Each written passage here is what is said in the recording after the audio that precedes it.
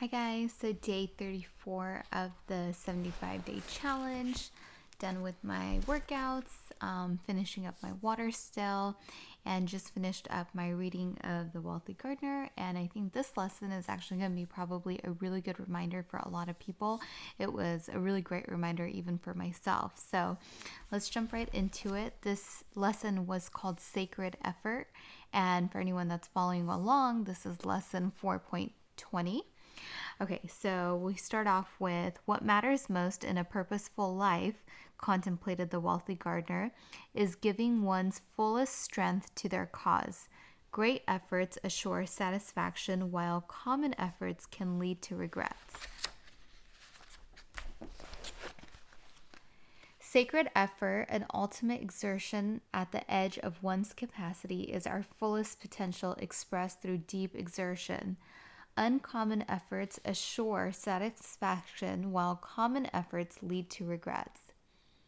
We all know a time when we wanted something so dearly that we put our souls into the struggle for it.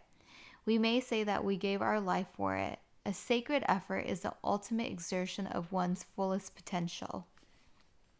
Satisfaction lies in the effort, not in the attainment. Full effort is full victory, stated Mahatma Gandhi. I am seeking, I am striving, I am in it with all my heart, said Vincent van Gogh. Bernard Baruch advised, do not look for approval except for the consciousness of doing your best. This approval comes from the inner wisdom. Sacred effort involves deep immersion and absorption, work that is challenging and at the edge of our capacity. We almost aren't smart enough, we almost aren't strong enough. It requires discipline, intensity, the exertion of many long hours.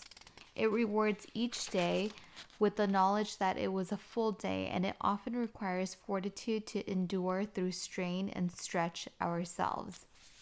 It's really interesting because I talk to people, all day long, people who do all kinds of different things or that are looking to get into Turo, or even with my own siblings. And when we're trying to, work towards something that I often hear is like, oh, I'm doing everything that I can, or I'm already maxed out.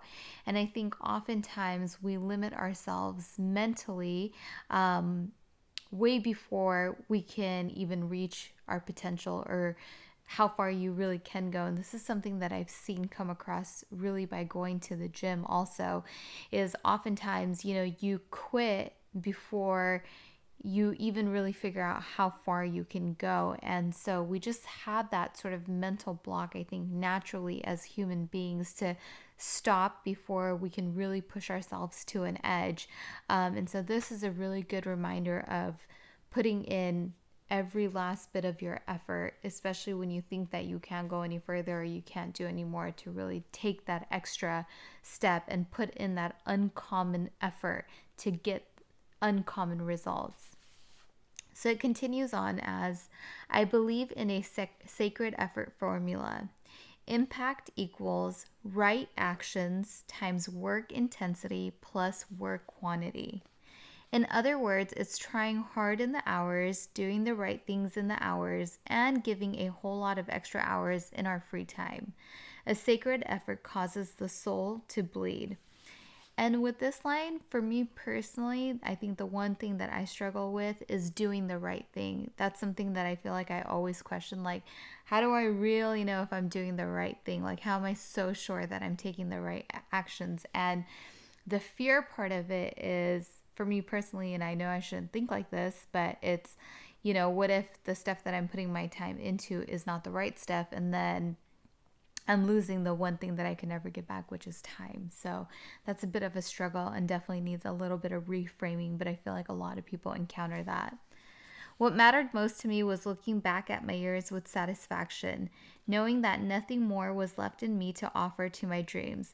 I wanted to be proud of my body of work. I wanted it to please me, and I am now thankful it does. To have striven, to have made effort, to have been true to certain ideals, this alone is worth the struggle, expressed William Osler. We can only give a sacred effort in the time we're given. It is by spending oneself that we become rich, said Sarah Bernhardt. The life lesson, sacred efforts. I found that my best effort assured satisfaction, and anything less left me vulnerable to regrets. It's a great lesson on the wealthy gardener. If you're curious about what the 75-day challenge is, check out the links in my description down below.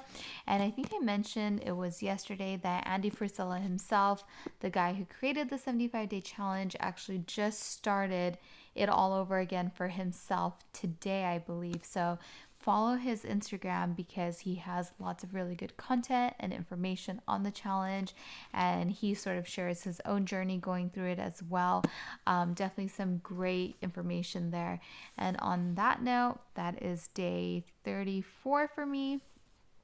So that is a wrap on that. And day 35 will be tomorrow. So 35 out of 75.